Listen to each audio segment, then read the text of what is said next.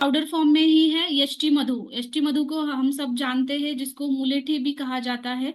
मुलेठी हम सालों से इस्तेमाल कर रहे हैं। बहुत सारे घरों में इसका इस्तेमाल होता है।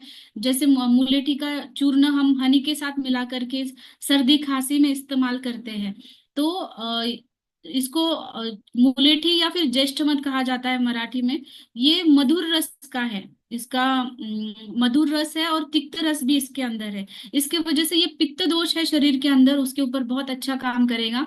जिसको भी हाइपर एसिडिटी होती है, बार बार एसिडिटी होती है, माउथ अल्सर्स होते हैं, या फिर पेप्टिक अल्सर, गैस्ट्रिक अल्सर्स जिनको भी है, या फिर आईबीएस जैसी तकलीफ है, जैसे आव गिरती है जिनके मोशन में से, या फिर अल्सर की वजह से पेट में जलन वगैरह रहती है, ऐसे कंडीशन में भी यष्टि मधु बहुत अच्छा काम करता है, क्योंकि ये पित्त के ऊपर स्पेशली काम करेगा।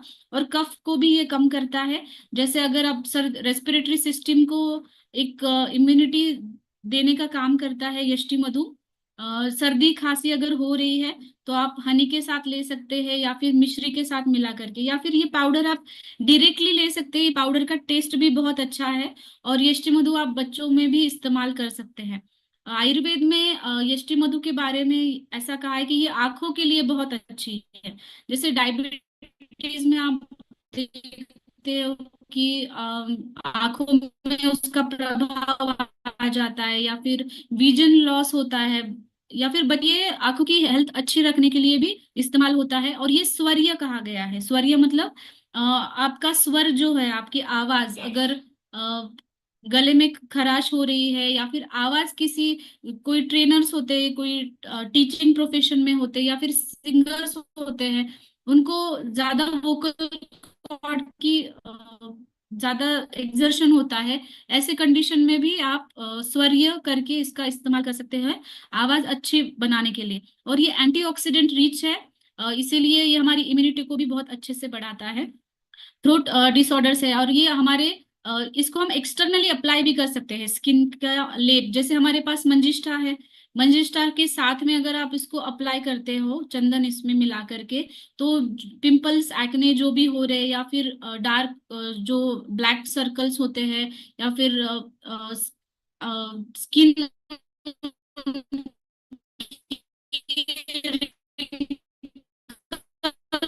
वगैरह हैं,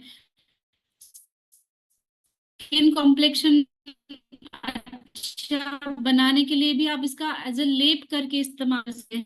इंटरनली भी ले सकते हैं, और बालों को आप एक्सटर्नली, त्रिफला है तो ये आप इस्तेमाल कर सकते हैं। ये वर्नियर है, जैसे मैंने कहा, पिगमेंटेशन, मेलाज्मा, इसके ऊपर आप एक्सटर्नली अप्लाई कर ही सकते हैं, लेकिन अगर आपको इंटरनली भी लेना है तो आप हमारे और पाउडर्स के साथ कॉम्बिनेशन में ले सकते हैं।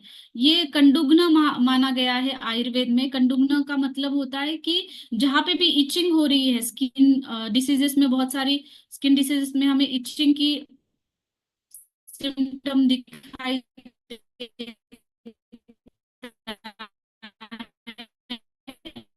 तो जहाँ इचिंग है, बर्निंग है, तो वहां तो बहुत दिखाई दिए कि जिनको प्यास बहुत ज्यादा लग रही है, और जितना भी पानी पियो उनको ऐसा लग रहा है कि प्यास नहीं हो रही, तो आपको क्या करना है, इसका काढ़ा बना करके लेना है। तो ये तृष्णा जो रोग का बताया गया है आयुर्वेद में, जो गला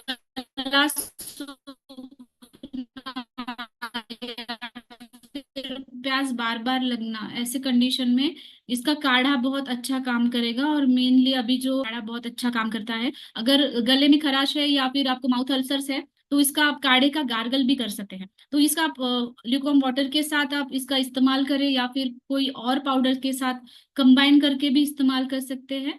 हनी के साथ इस्तेमाल कर सकते हैं, या फिर घी के साथ भी इस्तेमाल कर सकते हैं। तो इसका डोसेज है 1/2 टीस्पून। 2 टाइम आप ले सकते हैं दिन में। इसका एमआरपी, डीपी, एसवी और पीवी आप नोट डाउन करिए।